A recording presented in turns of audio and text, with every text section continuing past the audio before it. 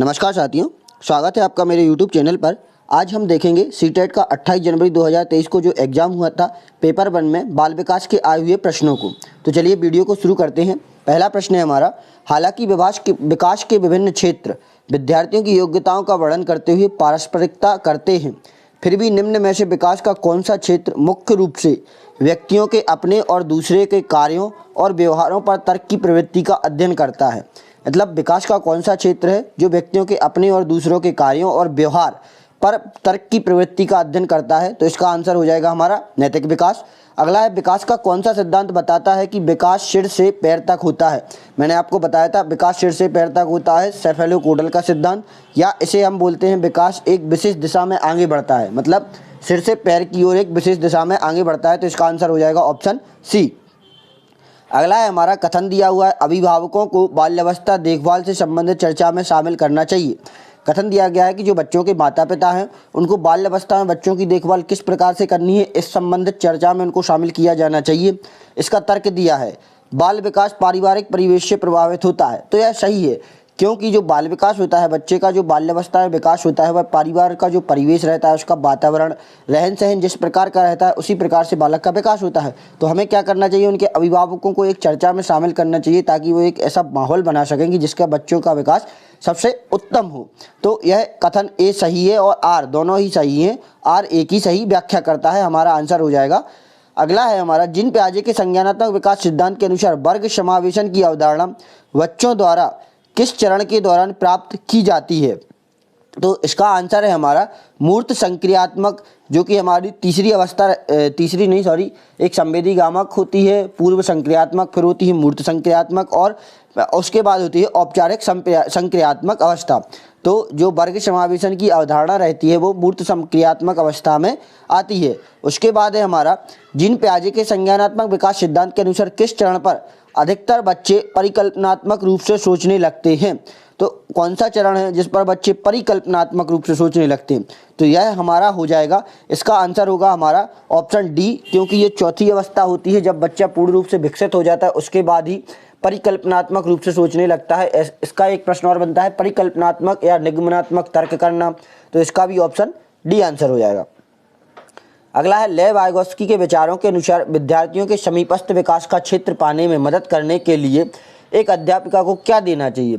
दंड हमें नहीं देना है, पुरस्कार, पाड़ या नकारात्मक प्रतिपुष्टि। तो देखो, नकारात्मक प्रतिपुष्टि एक नेगेटिव विकल्प हो गया, दंड भी एक नेगेटिव विकल्प हो गया और पुरस्कार भी एक पॉजिटिव विकल्प है। लेकिन यहाँ उन्होंने पूछा है लेव वाइगोत्स्की, तो लेव वाइगोत्स्की के अनुसार समीपस्थ विकास के क्षेत्र को पाने में मदद करने के लिए इसका आंसर होगा पाड़। पाड़ मतलब होता है एक ढांचा।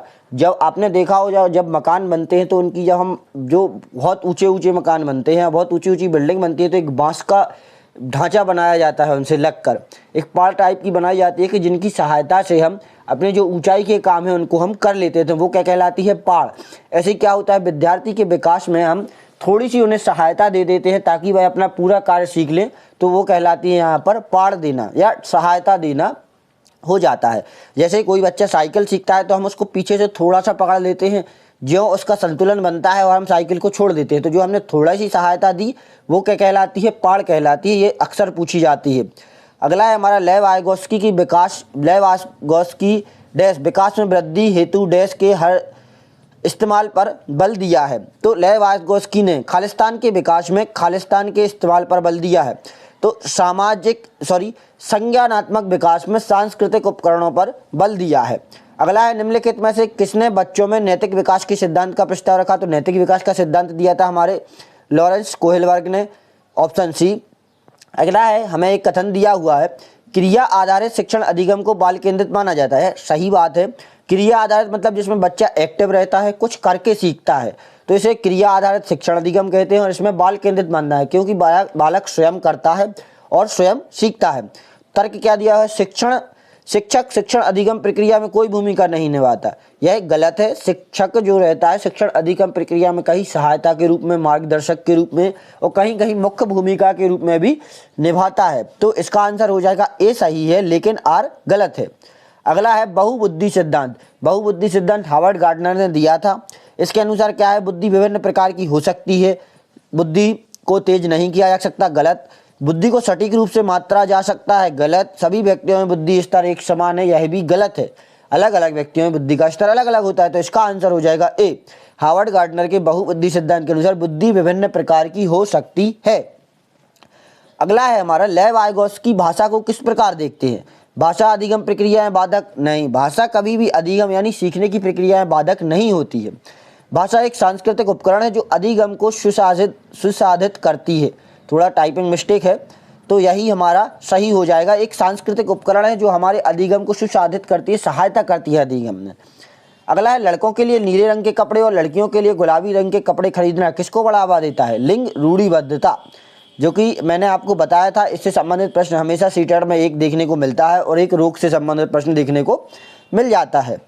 अगला है, अंग्रेजी विषय की एक शिक्षिका सरिता ने यह देखा कि कक्षा में जो वह पढ़ाती है उसे सीखने के स्तर पर विद्यार्थी विभिन्नताएं दिखाते हैं। मतलब इसमें बताया गया है कि जो वह पढ़ाती है तो उसमें जो विद्यार्थी हैं, कोई विद्यार्थी ज़्यादा सीखता है, कोई विद्यार्थी कम सीख पा रहा है, किसी को पूरी बात समझ में आ रही है, कोई जल्दी सीख रहा है। मतलब सीखने के स्तर में विभिन्नता दर्शा रहे हैं। तो इस सरिता को चाहिए कि वह शिक्षण के एक समान तरीके का पालन करे ताकि सीखने में व्यक्तिगत अंतर कम हो। गलत, क्योंकि यदि सीखने का स्तर सबका अलग अलग है तो एक समान तरीके से सभी व्यक्ति को नहीं सिखाया जा सकता। ऑप्शन बी, छात्रों के पालन के लिए बहुत सख्त नियम बनाए। सख्त नियम हमें नहीं बनाने हैं बच्चे को सिखाने के लिए, यह भी गलत।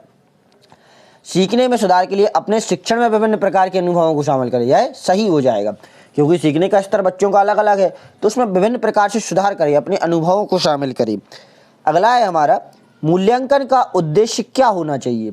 तो विद्यार्थियों का नामकरण, गलत। समान योग्यता आधारित विद्यार्थियों का समूहीकरण, नहीं। हमें क्या करना है, कभी भी ऐसा नहीं करना है कि विद्यार्थियों को अलग कर देना है, सभी विद्यार्थियों को साथ में ही शिक्षा देनी है। तो विद्यार्थियों के अधिगम की प्रगति को समझना। मूल्यांकन का प्रमुख उद्देश्य क्या रहता है? विद्यार्थी के सीखने की जो प्रगति है वह किस प्रकार से हो रही है उसको समझना। अगला है हमारा, मूल्यांकन की प्रकृति में विद्यार्थी को शामिल करके मूल्यांकन की प्रकृति में किस प्रकार बदलाव आता है? तो इसका आंसर हो जाएगा अधिगम का मूल्यांकन, अधिगम के लिए मूल्यांकन हो जाता है, यही हमारा आंसर हो जाएगा। अगला है हमारा, हाशिए पर स्थित वंचित वर्गों से आने वाले विद्यार्थियों के समावेशन में मदद करने के लिए एक अध्यापिका को क्या करना चाहिए? ऐसे प्रश्न आए तो आप स्वयं सोचें कि आप स्वयं एक अध्यापक हैं, यदि आपके सामने ऐसी स्थिति आती है तो आप क्या करेंगे? तो ऑप्शन ए, सभी छात्रों के बीच अपनेपन की भावनाओं को बढ़ावा देना चाहिए, यह ऑप्शन सही लग रहा है, आंसर हो सकता है। आगे ऑप्शन देखेंगे, कक्षा के सामने उनकी कमजोरी को उजागर करना चाहिए, गलत। उन्हें एक अलग सेक्शन में पढ़ाना चाहिए, यह भी गलत होगा। सभी छात्रों के लिए मानकीकृत पाठ्यक्रम, मानकीकृत पाठ्यक्रम एक ऐसा पाठ्यक्रम होता है जिसमें कोई बदलाव नहीं किया जा सकता, मतलब एक मानक के स्तर से बनाया जाता है। मानकीकृत हमेशा गलत रहेगा, लचीला पाठ्यक्रम इनके लिए उपयुक्त रहेगा। तो यह ऑप्शन भी गलत हो जाएगा। इसका आंसर होगा ऑप्शन ए, सभी छात्रों के बीच अपनेपन की भावना को बढ़ावा देना चाहिए।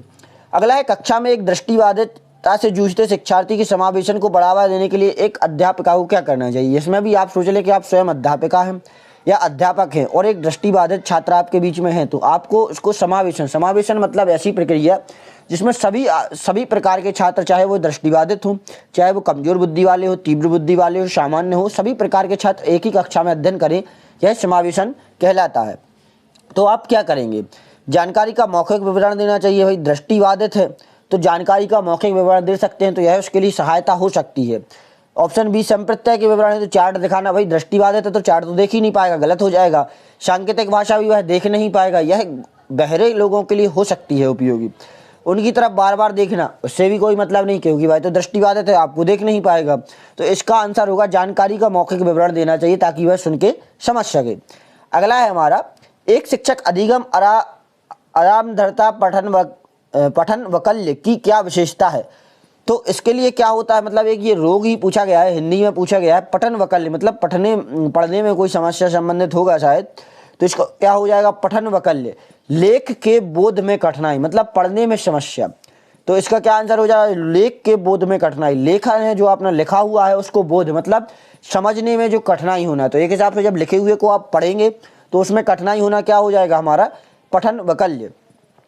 अगला है हमारा, वंचित समूह में आने वाले बच्चों की सहायता के लिए स्कूल में निम्नलिखित में से कौन सी सुविधा प्रदान करने की आवश्यकता है?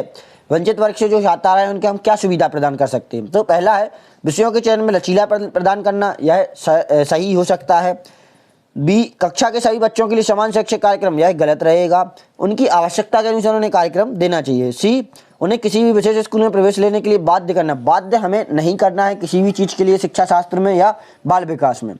ऑप्शन डी, उन्हें उसी स्कूल के एक अलग सेक्शन में अलग भी नहीं करना है बच्चों को, क्योंकि बाल विकास में एक अवधारणा है समावेशन की अवधारणा, जिसमें सभी बच्चों को एक ही कक्षा में पढ़ाया जाना है। तो इसका आंसर हो जाएगा विषयों के चयन में लचीलापन प्रदान करना।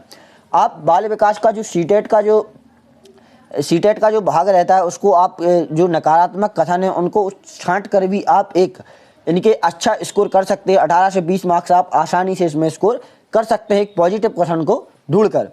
अगला है हमारा ऑप्शन 20वां, यदि विकल्प अपने बाएं हाथ से लिखती है तो उसकी शिक्षिका को क्या करना चाहिए। आप शिक्षक हैं, आपका कोई छात्र बाएं हाथ से लिखता है तो आप क्या करेंगे। आपको पॉजिटिव विकल्प देखना है। उसे बाएं हाथ का उपयोग करने के लिए हतोत्साहित मतलब नकारात्मक विकल्प हो गया। जब भी हतोत्साहित ऑप्शन आए तो वह कभी भी नहीं होगा आंसर। रटने का, हतोत्साहित करना, बाधा देना, तो यह चीज़ें हमारा आंसर नहीं होंगी। अगला है उसे अपनी पसंद का प्रयोग करने दें, यह आंसर हो सकता है। सी, इसकी रिपोर्ट स्कूल काउंसलर को दें, यह भी गलत रहेगा। उसे दाहिने हाथ का उपयोग करने के लिए मजबूर करें, हमें बाध्य नहीं करना है। इसका आंसर हो जाएगा ऑप्शन बी, उसे अपनी पसंद का प्रयोग करने दें। भाई बाएं हाथ से लिख रहा है तो लिखने दें। अगला है हमारा कथन, एक अध्यापिका द्वारा विद्यार्थी को समूह में काम करने और सहपाठियों संग चर्चा द्वारा सीखने लिए प्रेरित करना चाहिए। अध्यापकों को मतलब समूह में काम करने के लिए सहपाठियों को और चर्चा के लिए उसको प्रेरित किया जाना चाहिए। यह बात सही है कथन। अब तर्क क्या दिया है इस कथन का कि अधिगम एक सामाजिक प्रक्रिया है, तो यह भी बात सत्य है। अधिगम मतलब सीखना, एक सामाजिक मतलब समाज में रहकर, समूहों में रहकर, बच्चों के समूह। आपने देखा होगा बच्चे अपने खेल खेल में भी सीखते हैं, समूह में रहकर, समाज से भी सीखते हैं। विद्यालय भी एक समाज का ही रूप है। तो इसका आंसर हो जाएगा ए और आर दोनों सही है और आर ए की सही व्याख्या करता है। अगला है हमारा प्रभावशाली और अर्थपूर्ण अधिगम को बढ़ावा देने के लिए निम्नलिखित में से किनका प्रयोग करना चाहिए। प्रभावशाली और अर्थपूर्ण अधिगम, तो अधिगम शब्द बार बार आता है, इसका अर्थ होता है अधिगम यानी सीखना। कोई भी चीज़ सीखना तो क्या हो जाएगा अधिगम। उदाहरण यह सही साबित होंगे, प्रभावशाली होंगे सीखने को बढ़ावा देने के लिए। गैर उदाहरण मतलब ऐसे उदाहरण जो उसके विपरीत दिए जाएं, जो आप सिखा रहे हैं उसके विपरीत उदाहरण दे के भी हम उसको सिखा सकते हैं, तो यह भी सही होगा। अनुरूपक, यह भी सही। और अनुरूपक मतलब उससे संबंधित कोई चीज़ बता देना, उसके समान रूप की कोई चीज़ दिखा के भी हम कर सकते हैं। जैसे आप आयत के बारे में पढ़ाते हैं तो या आयत के बारे में पढ़ाते हैं तो आयत नहीं है तो हम जो डस्टर रहता है उसको दिखाकर भी सिखा सकते हैं। घनाभ, ये डस्टर को दिखाकर हम घनाभ को सिखा सकते हैं। आयत के लिए हम वो डस्टर रहेगा उसकी एक पृष्ठ को दिखाकर सिखा सकते हैं। तो इस प्रकार से। चौथा रहेगा नकारात्मक पुनर्बलन। नकारात्मक पुनर्बलन हमें देना ही नहीं है। पुनर्बलन का अर्थ होता है किसी चीज़, ऐसी चीज़ करना जिससे क्या हो, वो क्रिया में वृद्धि हो जाए, वृद्धि हो, कोई कार्य करने की दर में वृद्धि हो तो उसे हम बोलते हैं पुनर्बलन। तो इसका आंसर हो जाएगा ऑप्शन सी 1, 2 और 3। अगला है हमारा, एक संरचनावादी कक्षा में अधिगम को किस प्रकार से देखा जाना चाहिए। केवल ज्ञान, केवल शब्द लगा हो वहाँ भी आपको ध्यान रखना है, केवल वाला हमारा आंसर नहीं रहेगा। इसके अधिकतर चांस है कि यह आंसर नहीं होगा। वास्तविक जीवन से वियोजित, वियोजित मतलब अलग, तो गलत हो जाएगा क्योंकि संरचनावादी कक्षा में वियोजित की जगह संयोजित होता तो सही रहता। शास्त्रीय अनुकूलन का परिणाम, यह भी गलत। डी रहेगा वातावरण से सक्रिय पारस्परिकता और संपर्क का परिणाम हमारा आंसर हो जाएगा। अगला है, निम्न में से कौन सी युक्ति विद्यार्थी को जानकारी को लंबे समय तक याद करने में मदद करेगी। आप भी मान के चलिए आप एक विद्यार्थी हैं और आपको कौन सी युक्ति रहेगी जिससे आप चीज़ को लंबे समय तक याद रखेंगे। पहला, जानकारी से संबंधित बेमतलब शब्दों का समूह बनाना, गलत। बी, जानकारी को अव्यवस्थित रूप से प्रस्तुत करना, यह भी गलत हो जाएगा। सी, जानकारी से संबंधित दृश्य रूपक और समरूपक बनाना, मतलब जानकारी से संबंधित दृश्य, वास्तविक चीज़ों को रूपक या समरूपक बनाना, यह हमारा सही हो जाएगा। अगला है, यदि एक शिक्षक विद्यार्थियों में समस्या समाधान क्षमताएं विकसित करना चाहता है। आप एक शिक्षक हैं और विद्यार्थियों में समस्या समाधान की क्षमता विकसित करना चाहते हैं तो उसे निम्न में से किससे बचना चाहिए आपको। ए, समस्या को ठीक से समझने के लिए विद्यार्थी को प्रेरित करना चाहिए, यह तो पॉजिटिव कथन है, इससे नहीं बचना है हमें। यहाँ हमसे नकारात्मक कथन पूछा गया है जो हमारा आंसर होगा। बी, विद्यार्थी को समस्या के विभिन्न पहलू देखने के लिए प्रोत्साहित करना चाहिए, यह भी गलत रहेगा। विद्यार्थी में व्यवस्थित कार्य करने की आदत विकसित करना चाहिए, यह भी हमारा पॉजिटिव कथन है। हमें ढूंढना है नकारात्मक कथन। विद्यार्थी को प्रेरित करना कि वे कार्य को जैसे भी हो जल्दी करें, यह गलत हो जाएगा। जैसे भी हो क्या मतलब है, ऐसा करे कि जो उसको समझ में आए, तो ये ऑप्शन डी हमारा आंसर हो जाएगा। अगला है, विद्यार्थी की त्रुटियों के संबंध में अध्यापिका को नकारात्मक पुनर्बलन द्वारा त्रुटियों को कम करना चाहिए। नकारात्मक पुनर्बलन हमें नहीं देना है। दंड द्वारा दंड भी नहीं देना, यह भी गलत होगा। उन अधिगम कमियों को खोजना चाहिए जिनकी वजह से त्रुटियां हुई हैं, यह हमारा आंसर हो जाएगा। अगला है हमारा संज्ञान और भावनाएं हैं। संज्ञान मतलब हमारा जो ज्ञान होता है, जो हमारे अनुभव, और जो भावनाएं, जो हमारी फीलिंग्स, तो ये क्या है? एक दूसरे से स्वतंत्र हैं, एक दूसरे से कभी कभार ही संबंधित हैं, एक दूसरे से परस्पर संबंधित हैं, वातावरणीय कारक द्वारा प्रभावित नहीं होती। इसका आंसर है ऑप्शन सी, एक दूसरे से परस्पर संबंधित होती हैं। ऑप्शन डी में दिया हुआ है प्रभावित नहीं होती, बल्कि यह वातावरणीय कारकों से हमारी प्रभावित होती हैं भावनाएं। अगला है एक विद्यार्थी जो बार बार मिलने वाली असफलताओं का कारण उसकी योग्यता की कमी को मानता है, उसमें कौन सा भाव पैदा हो जाएगा? तो इसका आंसर हो जाएगा उन्न आत्मसम्मान, आत्मसम्मान तो उसमें होगा नहीं।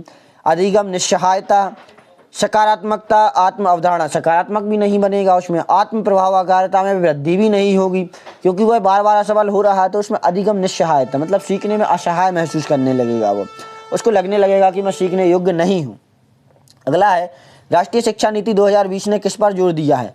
बहुविषयकता पर या कठोर पाठ्यक्रम, योगात्मक आकलन, परीक्षा केंद्रित शिक्षा शास्त्र। तो परीक्षा केंद्रित शिक्षा शास्त्र भी हमारा कभी आंसर नहीं रहेगा। यदि आपको ऑप्शन में दिए हुए हैं तो हमारा आंसर हमेशा रहेगा बालक केंद्रित शिक्षा शास्त्र या बालक केंद्रित शिक्षा, तो यह गलत होगा। योगात्मक आकलन गलत होगा। कठोर पाठ्यक्रम भी हमारा आंसर नहीं होगा। लचीला पाठ्यक्रम यदि ऑप्शन में कहीं दिया हो तो वो आंसर हो सकता है किसी भी प्रश्न के। यहाँ रहेगा बहुविषयक शिक्षा, बहुत विषयों की शिक्षा, ये हमारा आंसर रहेगा। अगला है हमारा आखिरी प्रश्न है, अधिगम को नकारात्मक रूप से प्रभावित कौन करता है? तो देखो उत्सुकता रहेगी जो सकारात्मक रूप से प्रभावित करेगी, अभिसंज्ञान भी सकारात्मक रूप से प्रभावित करेगा, और जो महारत उन्मुखी लक्षण है वो भी सकारात्मक रूप से प्रभावित करेगा। तो जो कुपोषण रहेगा वो सीखने को नकारात्मक रूप से प्रभावित करता है। आशा करता हूँ आपको वीडियो पसंद आई होगी। अगली वीडियो में हम जो और भी पुराने प्रश्न हुए हैं लगभग 2011 से लेकर 2023 तक, अभी तक भी जो सीटेट के पेपर हुए हैं, उन सभी में जो बाल विकास के प्रश्न आए हैं उन सभी को हम हल करेंगे, ताकि आपको जो 2024 में होने वाला पेपर है उसमें सहायता मिल सके। क्योंकि सीटेट में क्या होता है, अक्सर पुराने ईयर्स के जो पेपर होते हैं वो रिपीट हो जाते हैं। आशा करता हूँ आपको वीडियो पसंद आई होगी। वीडियो पसंद आई हो तो वीडियो को लाइक कर दें और चैनल को सब्सक्राइब करें, अपने दोस्तों के साथ भी शेयर कर दें। धन्यवाद, मिलते हैं हम अगली वीडियो में।